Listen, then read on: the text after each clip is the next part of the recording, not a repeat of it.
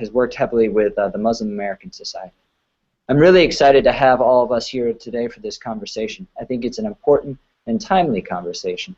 But I really want to give the most space to Reverend Nelson and Rabbi Bregman and Ibrahim, who are here with us, to speak to the intricacies and interconnectedness of this issue and how we can come together and talk about working towards the prevention of gun violence, which is tearing apart our countries and our nation. Without waiting any longer, I want to pose the first question to Reverend Nelson, and ask him to explain a little bit about the importance of the faith voice against gun violence in the United States. Reverend Nelson, how do you think religious leaders work with their community and other communities of faith against the issue of gun violence? How are communities working together to improve upon this situation? Thank you, Aaron, for this opportunity. And I am convinced that the faith community has to make the basic difference in what we are struggling with across this country, which is an epidemic of gun violence. We are seeing 30,000 people a year plus killed in the United States. And one of the great realities of that is that each one of these individuals are connected deeply to communities, to families, to many of our worship centers. And there is a need for the church to become involved, because all of our holy books speak to the legitimacy of the authority, the creator, the God that we serve, being a God of love. And as we speak of love, gun violence is antithetical to that whole ethos of our holy books. And so it is important that faith communities, in order to drive home what it means to build the broader community and how we connect with one another in a way that represents the greatest of humankind and the possibilities that we can engage together, that we are truly focused on what it means to give life and not to see communities torn apart by the brokenness of death that we are seeing in such mass numbers here in the United States. I am involved with Faith Against Gun Violence, a group of individuals who have been working together on behalf of their ecumenical and interfaith groups in Washington, D.C. I'm also involved with Presbyterian Church USA. We have taken a very special and committed focus to the work of gun violence in the United States, having put together a documentary entitled Trigger, which is shown across the country and has also been shown during the King holidays this past year at the Martin Luther King Jr. Center down in Atlanta, Georgia. We have also had that shown at Ecumenical Advocacy Days, where some 54 ecumenical groups came together for advocacy training around the issues of gun violence here in Washington, D.C. And so one of the challenges I think that we have viewed as Presbyterians is that this will probably be one of the greatest works that we could do in this part of the 21st century, with an understanding to saving lives and yet addressing so many of the various problems that stem from gun violence.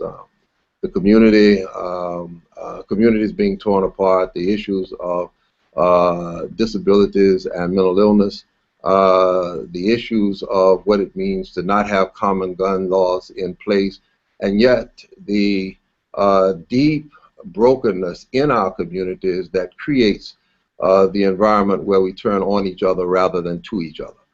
And so this is a part of what we have invested our work in doing, and our office is very much a part of the center of the focus around eradicating gun violence in the United States. Well, thank you very much, Reverend Nelson. I want to now turn to Rabbi Bregman and hear a little bit about the Jewish tradition and how it might speak to a lot of the pain and the hurt that, and really the violence that is resulting from the sort of rise in gun violence across our nation. Oh. Rachel, you might, yeah, there you go. Sorry about that. Thank you very much for having me here. And I appreciate that you keep trying to ordain the reverend a rabbi. I think that's very I'm the sweet, one very that's privileged. ecumenical. It's very inclusive. I'm trying.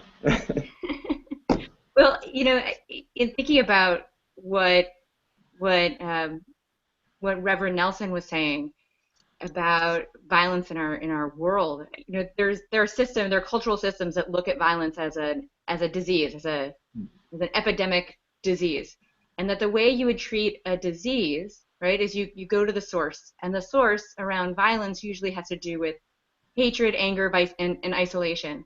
As a faith community, those are issues that we can speak to directly, Mm. uh, by being inclusive in our communities, by reaching out to people, by looking around and seeing who's not there, who seems to be alone, who is isolated within our immediate surrounding environment. And particularly, I think we have a charge as faith leaders to work together to build conversation across churches and synagogues and mosques and all houses of worship and places of gathering, including coffee shops and yoga studios and wherever it is that people go, so that we can connect and to touch one another.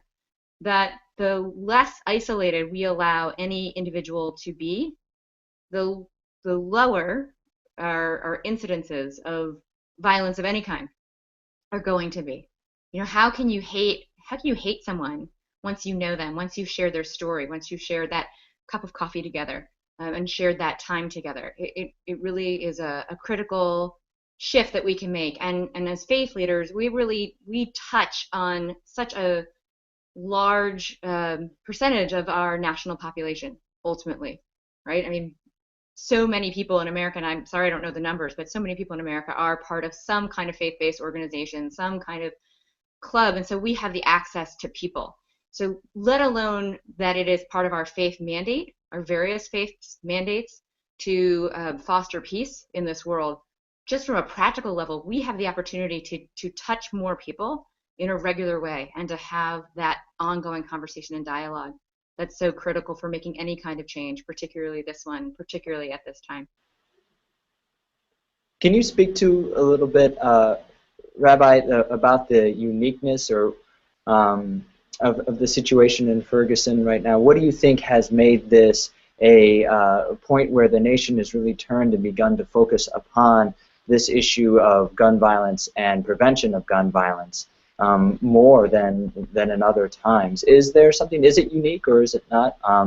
But it certainly seems to me that the national conversation has shifted to really focus on this with a deeper concern of the reasons for this continued. So in some senses, the issues in Ferguson we're facing are new, but in some senses they're not. It finds itself in a deep tradition of the poor and dispossessed, and the fact that violence is a part of that situation, which it begins to tear people apart. Reflect for a little bit with me on that. Mm-hmm.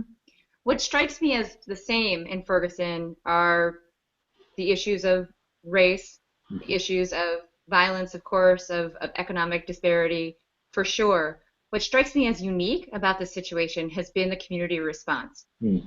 Putting aside for a moment, the sort of arguably excessive response from the police, that the community came out to rally in such numbers, in such full force, and for so many days, that the whole nation was captured not only by the tragic death of Michael Brown, but by the way that this whole community came together, and people who knew this person, who didn't know this person, who knew his family, who didn't know his family, they just came out. They just came out and said, this is wrong, that this can't happen, and it's not going to happen here.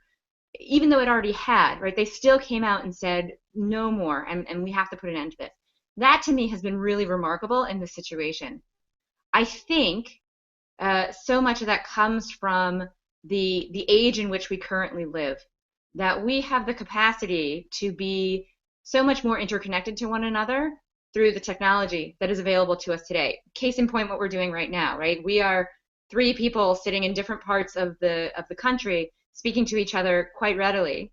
And who knows how many countless people will see this, in its various iterations as it's passed along through the internet on Facebook and whatnot, hopefully. That because of that, we are so much more connected to each other. We see each other more. All those things I was saying before that we can do in faith communities in a physical way, we're now able to do actually in a hypothetical internet-based sort of way as well. And I haven't heard anything specifically about Ferguson that tells me that's the case, but I think there's something about the world that's shifting that lets us know that our neighbors down the street, even if we've never met them, are still people that we're connected to, and that we're going to walk out the door and we're going to go stand out in the streets and we're going to face down violence from those who might not want to hear our voices anyway, because we really care and we really belong to one another in a whole new way in this world. Absolutely. Reverend Nelson, I want to pose that same question to you and primarily lift up a recent, I noticed that you wrote a recent statement that was sort of issued from your office about this, and you really held the Presbyterian Church held accountable to its commitment to fight a lot of the issues that are coming out of this, both economic disparity, but also the history of racism within the United States. And so I wanted to, and one of the interesting things you said was that the church must have a commitment to fight racism more than once a year, and to really see that it's not simply just that fighting racism around specific days set out in the calendar is just as true as saying that practicing Christianity only happens on Easter and Christmas holidays. And I thought that was really well put. So I want to hear your reflections on the uniqueness of Ferguson, but then also the call that you hear, the clarion call that you hear coming out right now to your specific faith tradition. Well, our denomination has a history of engagement in social justice work.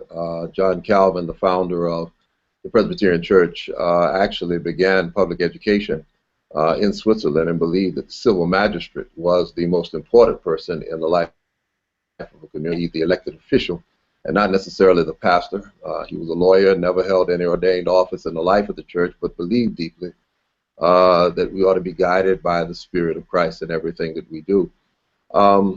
Fast forward to the 1960s, we were very much engaged in the March on Washington. Eugene Carson Blake, the state clerk of our denomination, served with the National Council of Churches and actually represented the National Council of Churches at the 1963 March on Washington. And it was that day that he was speaking on behalf of a coalition of white churches and basically saying that we're here late in the struggle for justice and jobs and race and the end of racism in the United States. We're here late, but we are here. And out of that came the Confessions of '67 in our denomination, which really affirmed an openness to the struggle that women had gone through in the life of the church for ordination and full access and entrance into the society and acknowledgement of their personhood. It was the same with the issues of race. The sanctuary movement came shortly after that.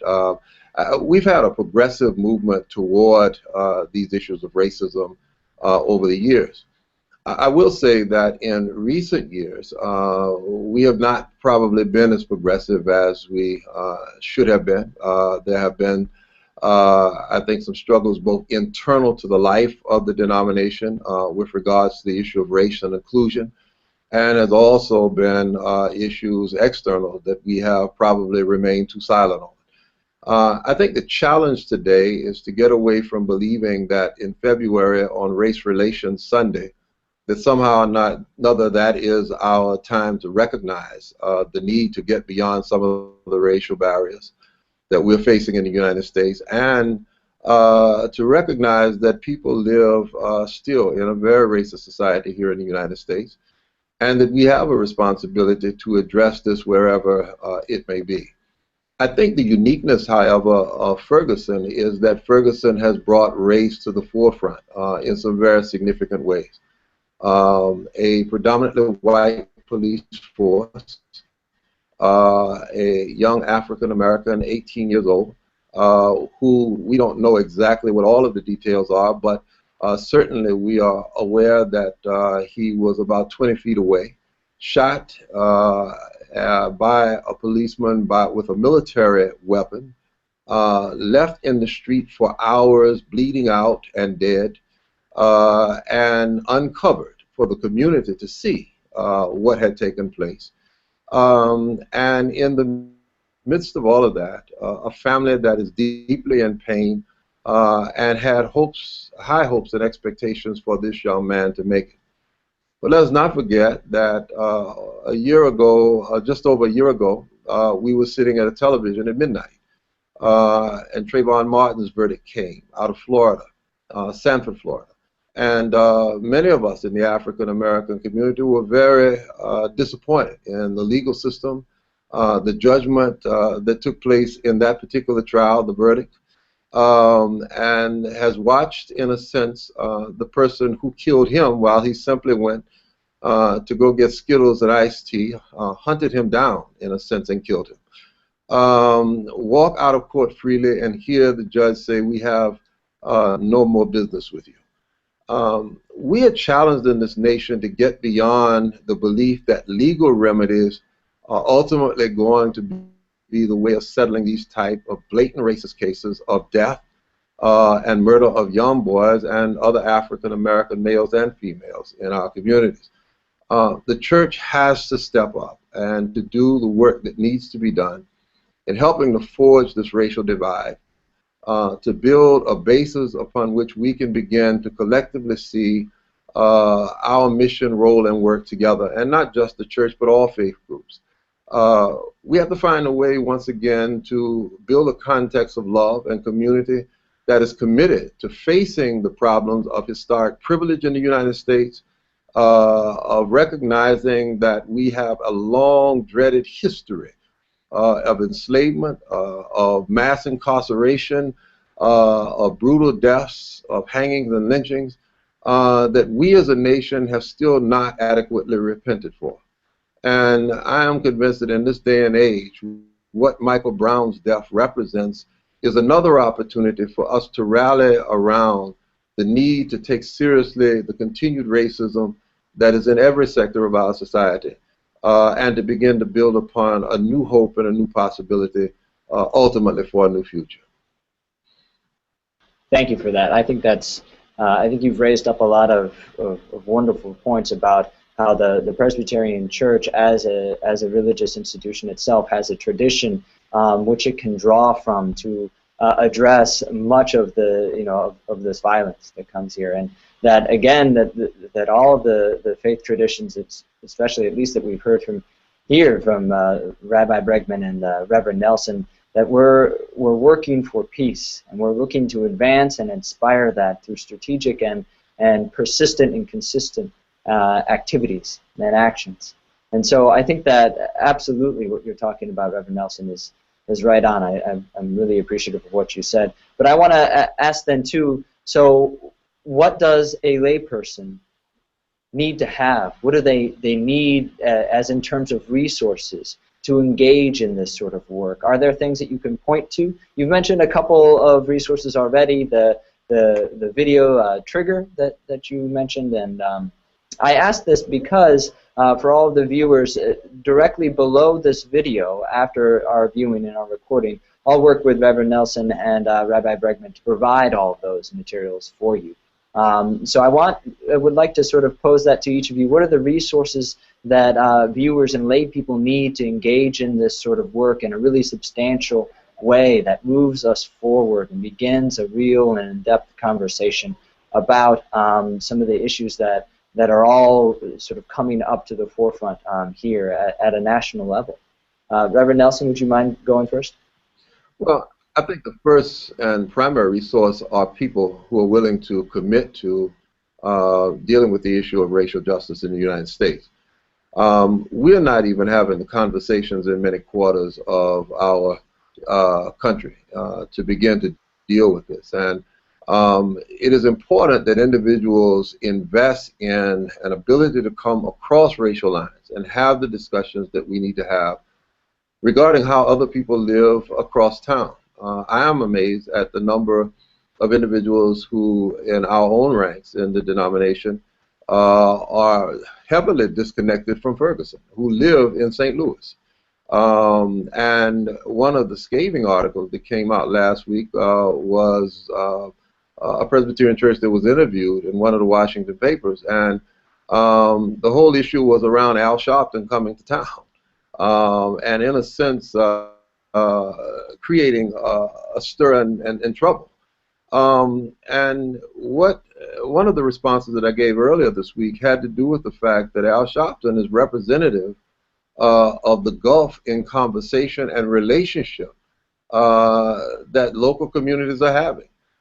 If in fact there is a relationship between clergy, between lay people in those communities, when something like this happens, the appalling nature of it actually brings people together to try to figure out what has happened, what has gone wrong in the life of this community that we have built and constructed in a way where people are building bridges of hope and community. When he comes in and is able, in a sense, to take over the entire community and lead rallies and do a number of things, it happens because the capacity on the ground that we have the potential to build to combat these kinds of issues and to have reasonable discussions across racial lines does not exist. Yes, we do have trigger in our denomination, I think, as a major piece of that, which is a good discussion starter. But we also have a number of resources that we're using throughout the denomination that are directly involved in the work that we are doing. Presbyterian Disaster Assistance does a lot of first responding issues to issues of gun violence across the nation, and do a great deal of education with regards to the trauma that victims and communities face during these types of gun violence. Our peacemaking committee, I should say our peacemaking program of Compassion, Peace, and Justice ministries of our church is very much engaged in educational pieces along with trigger and doing the screenings across the country. We're also involved out of our own office of dealing with the issues of policy and advocacy work and how communities can come together and build advocacy coalitions in their own communities to help combat gun violence, but not only that, challenge legislators to enact common sense gun laws in the United States. And so there are a number of ways of getting at this, I think, that we can do structurally, but I think at the basis of it has to be a community willing to take the risk of being vulnerable and discussing the issue of race, the issue of gun violence in the life of the community. And certainly in places like some of these southern states, and particularly my home state of South Carolina, where guns are very much a part of the fabric of growing up. Children are given guns at birth, in a sense. They inherit their grandfather's first shotgun and those kinds of things. But how do we teach responsible gun ownership in the United States? That this is not for target practice on human beings. It is actually used,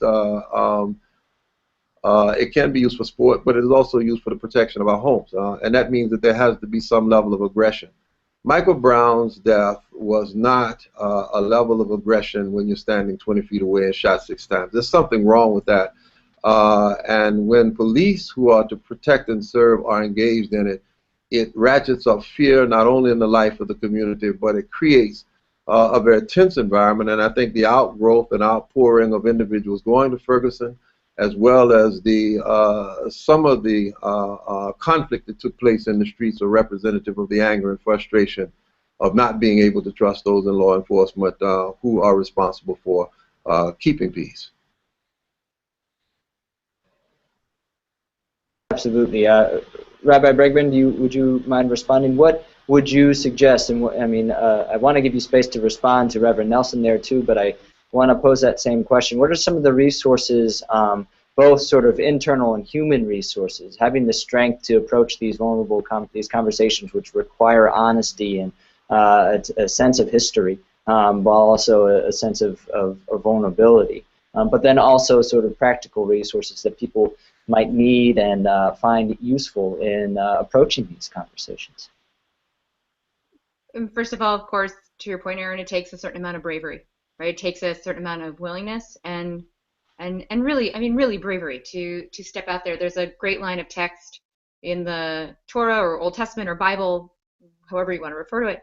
It says chazak va'amatz, right? It's the spies go out to venture out and to check out the land of Canaan, and they're given the charge chazak va'amatz, be strong and of good courage. And it's good wisdom in this moment that we should be strong and of good courage as we go and venture out into another land. And by another land, I mean learning about another person, another part of the world that maybe you don't know so much about, another part of society, just people, cultures, lives that are different from your own. And that takes courage and bravery, for sure, for sure.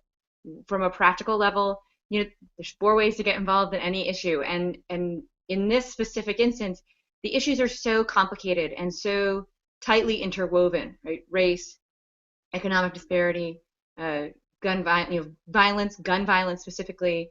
And I'm sure if we did a really thorough look at Ferguson, we could go on and on and on and build from there all the various issues that are at play in this one moment in time. And as we've been sitting here talking, I'm thinking about Michael Brown, right? I don't know Michael Brown other than what we've read about him in the papers, and I'm very sad that the way that I know him is in his death. And I'm just wondering, what would he think? What would he think was the issue? What would he say, in all of this? It's neither here nor there. I just putting it out there to not forget him and his family through all of this. Anyway, so there's 4 things to do to get involved in any issue, however you decide to attack the issue. And that, I think, is the part about strength in particular, is to know that there are so many issues interwoven. Pick one, first of all, right? Don't go after all of them all at the same time. It's just more than any one human being can do. We were not, there's a line from Pirkei Avot, the wisdom of our fathers, lo alecha hamlacha ligmor, so it's not upon you to complete the task, but lo atah ben charin lehibatel mimena, nor are you free to walk away from it, right? So you can't do it all, but you got to do something. Find your piece of the pie, of the of the issue. Right. So learning, education, educate yourself. I mean, sitting and listening to the news is a great start, but go look to see what's out there about the issues that you're concerned about. Right. I know for the specifically, I'm a Reform rabbi, so in the Reform movement, we have the Religious Action Center, has a wonderful website which has all kinds of information about all of these issues and about their history and about what's happening with them on the policy level, which is a second way to get involved, right? To go and advocate for systemic change, be it legal systemic change or institutional systemic change, depending on where you are and what exactly it is that you're trying to do. There's always financial support, right? Trying to generate funds for the organizations that are doing these, who are fighting these fights, either giving yourself or encouraging others to do so. And then, of course, there's just going out there and teaching about it and talking about it and spreading the word wherever that is. Meeting more people, the volunteer aspect of any kind of change, right? The more we know, I feel like it's my theme today, the more we know other people, the more peaceful our world ultimately will come to be at the end of the day. And there are more, I could sit here and list endless resources too, now that I'm, as I'm thinking about it, beyond just the Reform movement, all from a Jewish lens. Aaron, I'll be happy to sit down afterwards and make sure I give you a very lengthy list. I would love that. Let's definitely make sure that we can do that and provide that for our viewers. Mm-hmm. Well, I want to thank you both for taking this time to talk about such an important and an urgent issue for all of us, especially voices from faith, to be able to come here and from faith communities to convene together and to work together for peace and for justice in our world. Thank you, Reverend J. Herbert Nelson II, of the Director of the Office of Public Witness from the PCUSA. Thank you for your time. I really appreciate that. And thank you, Rabbi Rachael Bregman, for your time here today. And To all of our viewers, we'll be able to provide you with contact information for each of their offices and the work they do, as well as some of the resources that they've spoken to. We'll be back again next month in September with covering a webinar around religion in the news and highlighting how women and minorities and sort of religion and basic religion reporting will be done. So we're looking forward to that. So that'll air in the end of September. Thank you both. I want to open any space for any last words. Again, please go ahead. Yeah, Aaron, I really think there are a couple of things I'd like to say. One is that I think we have to push heavily for the issues of common sense gun laws in the United States. I think a ban on all assault weapons. We need to understand that assault weapons are weapons of war. We saw this in the militarization of the police in Ferguson. We do not use assault weapons to hunt deer, and I'm convinced that they don't need to be in the hands of police, nor do they need to be in the hands of regular citizens. We also need to call for universal background checks. Some members of the United States Congress will tell us that you cannot do universal background checks. I just went to the store a couple of days ago and got a decongestant, and I had to pull out my license and deal with the register, and a verdict came out as to whether I could get it or not. Fortunately, I was able to, but the issue of crystal methamphetamine being made with these decongestants and the components in it has created a national register, and it can be done for guns, and we need to know the background checks are done before anyone receives a gun. Gun trafficking needs to be made a federal crime. Currently, prosecutions only happen through a law that prohibits selling guns without a federal license, which carries the same punishment as trafficking chickens or other livestock. And we must become serious in the life of our communities. The straw purchasers. You cannot purchase a gun for someone who cannot purchase one for themselves. There are other issues, I think, that go along with this issue of gun violence in the United States that we also have to address. The joblessness rate in the United States and the inability for individuals to make adequate money to feed their families creates a major space in the United States for the underground economy.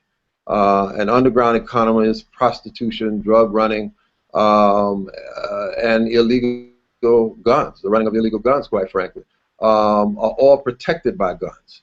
And we have to begin to put people back to work. Gun violence does not act simply as a single issue unto itself. There are a multiplicity of issues that we must address in the United States to get people in a place and a space where this is not an option because they're living lives, they're providing for their families, they have some value within their life and something to live for. Let us not forget, Michael Brown is not the last person to have been killed in the United States. The last person to have been killed in the United States by guns probably happened about 10 minutes ago. And we have to begin to address this serious issue and what it means here in the United States. Absolutely. I really think I'm really happy that you sort of outlined there some visions. What I hear you answering sort of there are visions around what does gun reform and sort of actual at the policy level, how can we begin to work across that? So thank you for that. Thank you. Thank you.